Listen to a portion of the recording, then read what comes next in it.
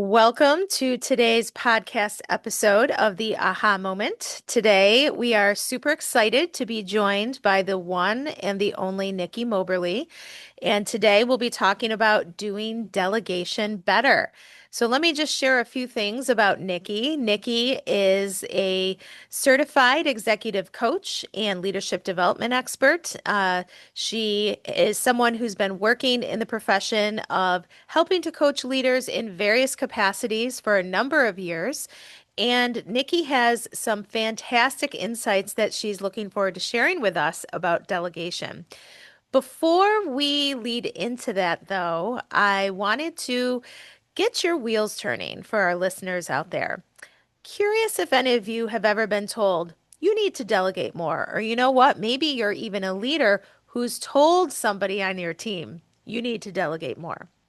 This podcast episode is perfect for you because what often happens is it's not a matter of you do it or you don't. There are a lot of nuances and intricacies that Nikki is going to be telling us about. If you've ever thought, oh, it's just easier if I do it because I can get it done and over with quickly rather than ask a member of my team, this podcast episode is for you, which Nikki, everyone can relate to. I think we've all thought that a time or two. And if you have tried to delegate and you realize, oh, it's not even worth it because my employee missed the boat. They didn't do it the way I wanted them to. This podcast episode is for you. So in this episode, we are going to explore with Nikki the challenges with delegation and talk about a very simple framework for delegating better, leading to some aha moments for you. All right. So welcome, Nikki. Thank you so much for joining us. Thank you, Elizabeth. It's a pleasure to be here. Yes, and I suppose before we turn it over to you, because you are the star of today's episode, I should probably not be rude and introduce myself properly to our listeners. My name's Elizabeth Sapola. I am the practice manager here at Decision Associates, and I have been working for about going on 27 years now in the field of organizational leadership and human resources. I've been working here at Decision Associates as an executive consultant for about 7 years. And similar to Nikki, I too have quite a bit of coaching background and experience. And I'm really excited, Nikki, to having you fill our listeners in as to some of the insights you have to share related to delegation. So, Nikki, before we get into too much, maybe you could just tell the listeners a little bit about yourself and about your background and how it even came to be that you became interested in this topic. Sure, absolutely. So first of all, I'm glad to be joining you and your listeners. I am a native Pittsburgher, so I'm happy to be working with Decision Associates since last year up in the area. I live in Frederick, Maryland, which is about an hour outside Washington, D.C. And I spent about 37 years as an IT professional. And along the way, I realized that I had an affinity for this kind of work. I had the blessing of being able to have an executive coach, and that was the game changer for me. So in 2018, I got my executive coaching certification, and I've had the opportunity to leave the IT field and do this kind of work full time since October of 2020. So since that time, I've been working with a number of leaders. And what I notice is the topic of delegation comes up again and again and again. And part of the reason that I wanted to delve into it a little bit more and think about how I can support my leaders in doing delegation better is there's a lot of articles, tools out there that tell leaders that they should be delegating, but not a lot that actually support them in how. So that's really the gap that I was trying to fill. Exactly, Nikki. I can't agree with you more because it's like, you lead the leaders to the water to say, okay, I want to learn more. I know I have to delegate, but I don't know how to do it. So, what would you say in your practice? What would you say some of the most common symptoms of needing to learn how to delegate properly are? So, what are some of those symptoms you recognize and you notice with the people you coach? Yeah, I think it's a really great question. So Lots of times it happens when a leader takes on a new role, so they get promoted, or maybe there was a reorganization. So they have expanded scope or they have new responsibilities, and they're still kind of doing what they've always done. And what happens over time is if they continue in that way, is that they get burnt out. So that leads to I can't do it all. I'm not sure what I should do, what I shouldn't do. Right. So burnout and kind of not being able to focus on maybe the more strategic things that they need to focus on now. Another one that I see is the need to sort of scale their teams. They want to be able to grow and scale their teams, but they're scared to give away some of the key projects, and so they sort of hold on to them for that reason. So needing to scale the teams, being able to clear their own calendar, focus on more strategic things, tend to be some of the symptoms that I see. Got it. Got it. It's something that I know a lot of leaders who, for the first time in their career, are transitioning from being more of an individual contributor into having people leadership responsibilities. I know it's something they struggle with. I'm just curious, what do you feel usually gets in the way the most in terms of a mindset that leaders have when it comes to delegation? Well, what I see most often is number one, I've always been doing this. This is the value that I bring to my team. I'm known as a domain expert. So, sort of their identity is one of the things that we can talk about. That's something that can get in the way. Shifting their identity from what they used to do and the value that they used to bring to the value that they need to bring now as a manager, as a leader, as a strategic partner within the business. Number one. So, the second thing is I can do it faster and better, right? I know how to do it. Right. I know this system inside and out. I created this process. Nobody can do it better and faster than me. Um, Corollary to that is my team doesn't have the experience to do it. So thinking about that is something that can get in the way. Here's another one. Well, that other person asked me to do it. And what, again, they're failing to recognize, especially if they're new in a leadership role or if they're growing in the organization, is, well, that person just needs to have it done. That doesn't mean that you need to do it. Right. Let's think about the best place to put that. So, those are some of the things that I see kind of getting in the way or barriers or challenges to actually delegating. Right. And I'm excited for you to share with our listeners some of the basic framework that you have, come up with and really shared with the clients you coach.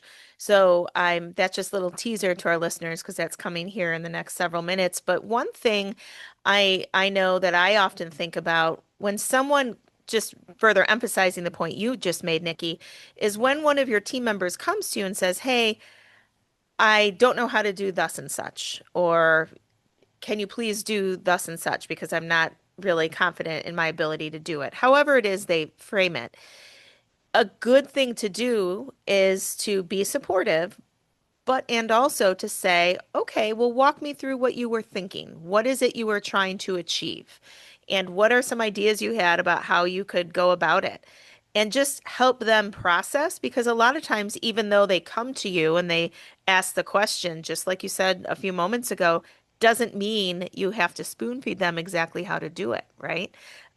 Sometimes they just want your support and your listening ear so that they know it's okay and you understand that they're learning and they're trying to figure it out. I think that goes a long way if you can show up in that way for sure. Absolutely.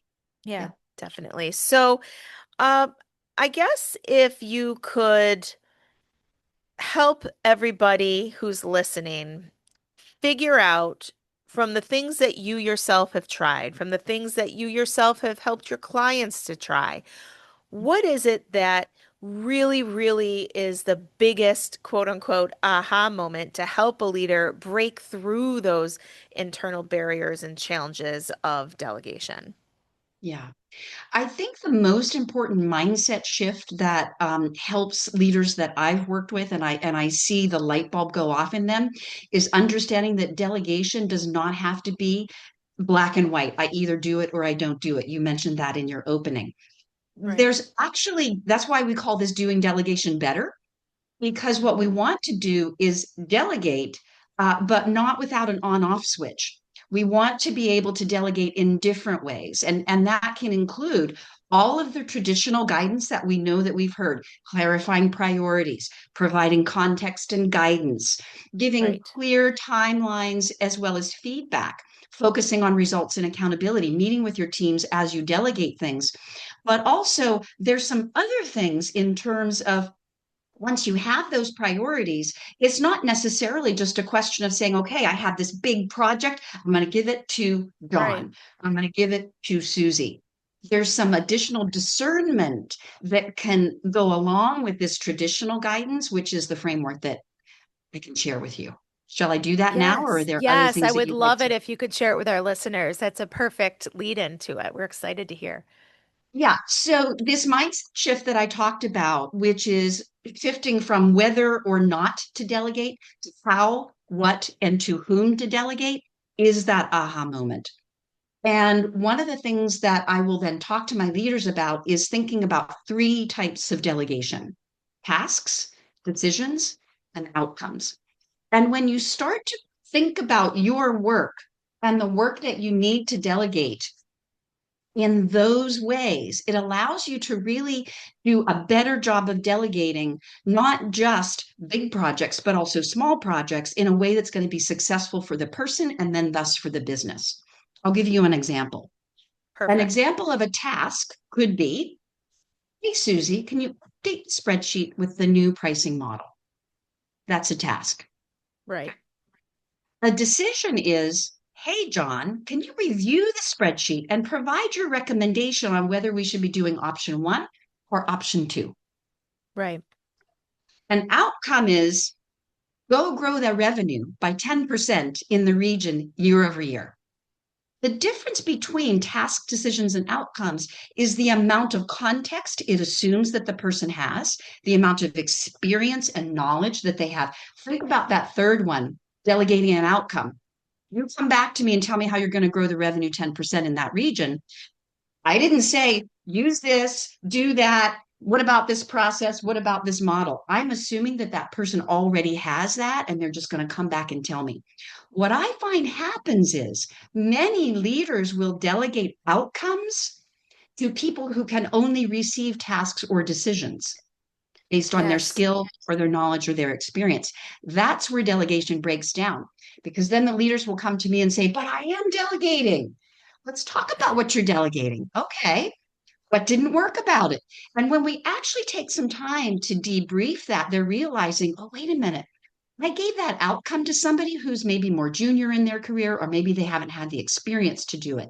So it starts to create a little bit more knowledge and discernment and self awareness about how and what and to whom I'm delegating.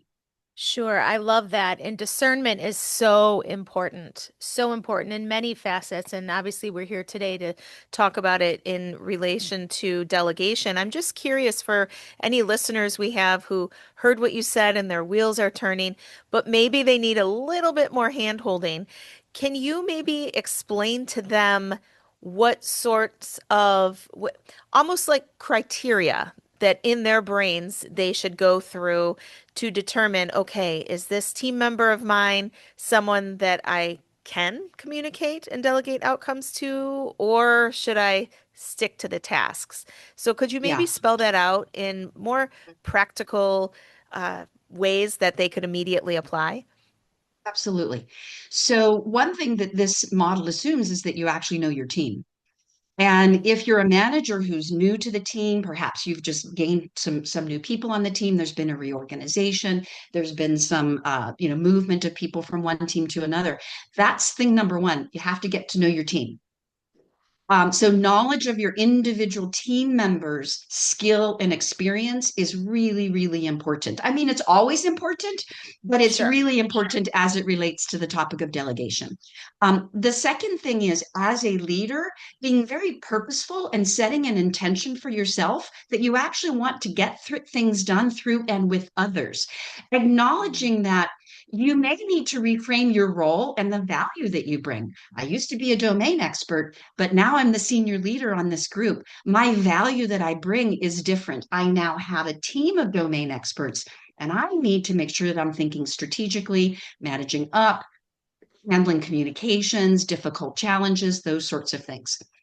So, having a knowledge of the individual team member skill and experience, reframing for yourself that you have an intention to get things done through and with others and the value that you bring. And then really knowing the work and being willing to look at the work. And I love this analogy of sort of using a chisel to kind of break big projects apart. Because if you think about tasks, decisions, and outcomes, if you want to delegate a big thing, but you don't have anybody who can receive that yet, you can actually Right. take a chisel and break it apart. You can give this piece to that person and this piece to that person. And now you're actually allowing yourself to get the whole thing done. And maybe you need to keep a piece. You can get the whole thing done by piecing together this team approach based on their skill, their knowledge, their expertise, and what the project requires. Right. And hearing what you just articulated so eloquently, what this necessitates from you as a leader is actually pausing for a moment and being very intentional about putting a plan in place so that you know what to communicate and who is best to ask to do what.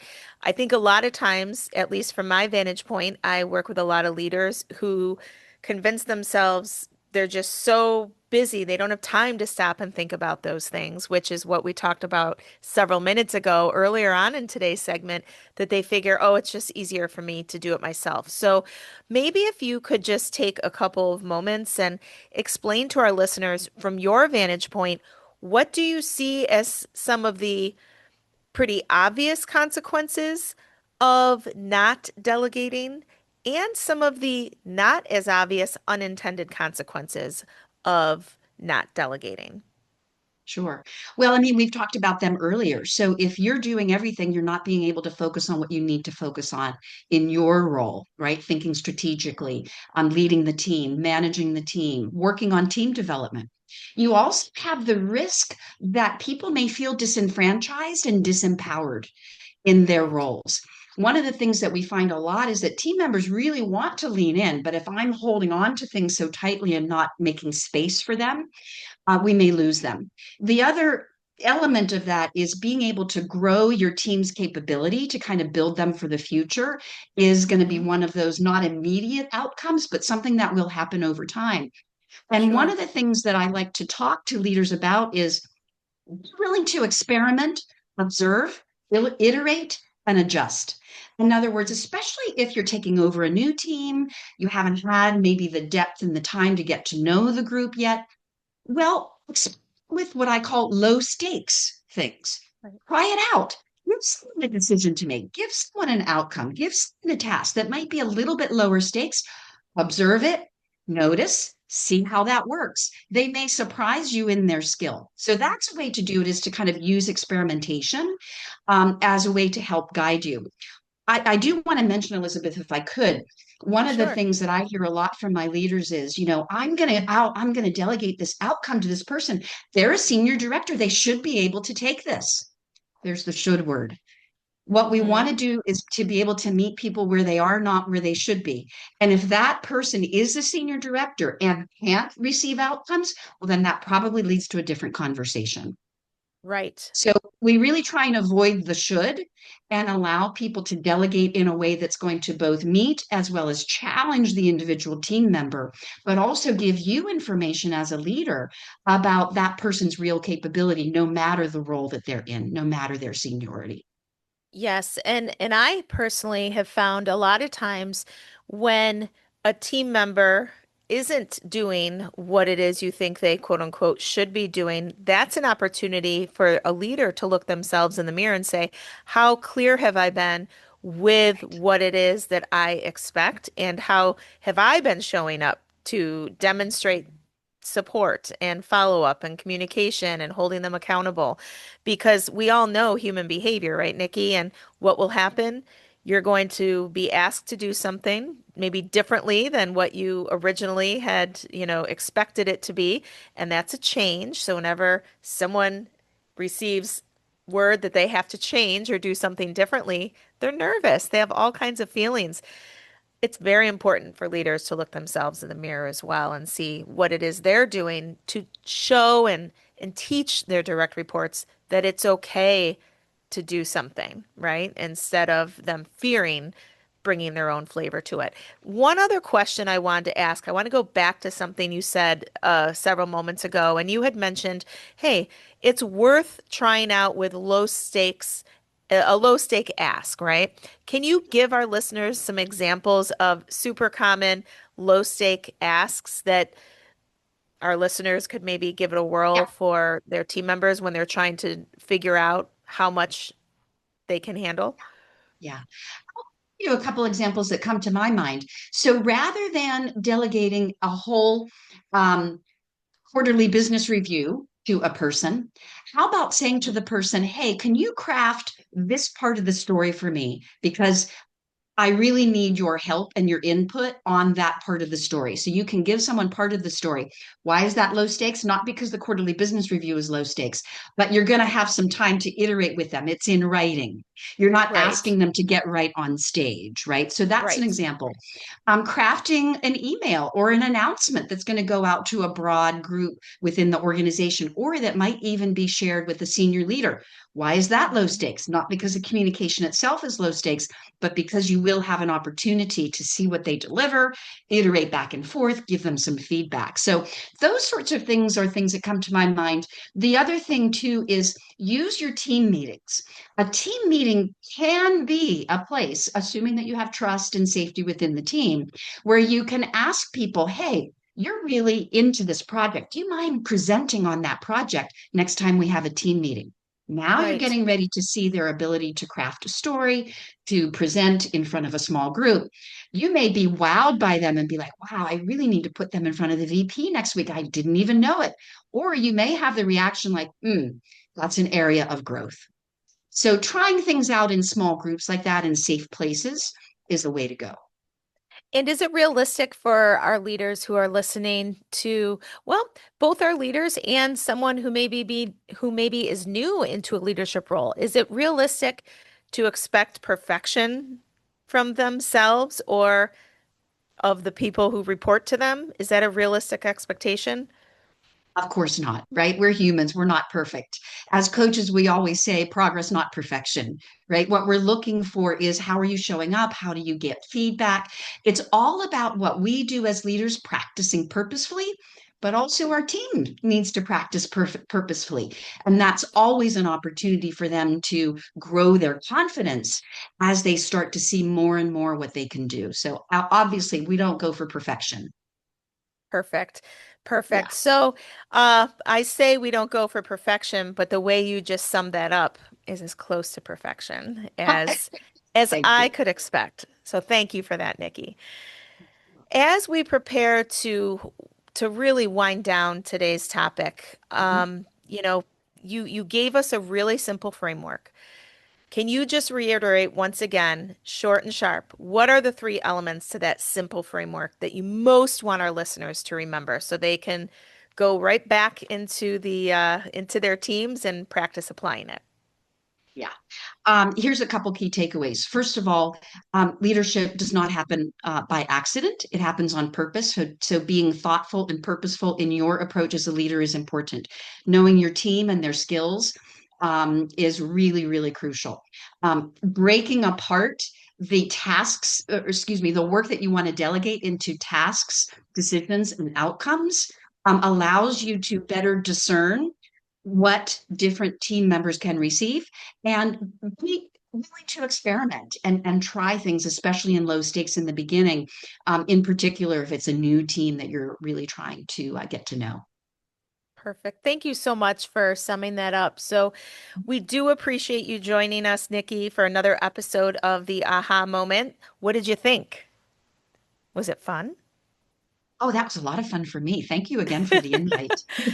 Well, our listeners can definitely tell from hearing you talk about this. It is a topic that you are very passionate about, and we definitely appreciate you sharing your expertise with us. For our next episode, my co-host Amanda Kocherko will be back and we'll be talking about the real reasons you are having trouble hiring. It probably won't be exactly what you think it is. So be sure to subscribe on Spotify so you don't miss that episode or any future episodes of the Aha Moment. And if you'd like to learn more about Decision Associates, check out our website at decisionassociates.net and find us on LinkedIn at Decision Associates. And you can also listen to our past episodes of our podcast as well. Thank you so much for listening, and get out there and practice all these fantastic tips that Nikki shared. And don't forget to drop us a note and let us know how it went. Thank you.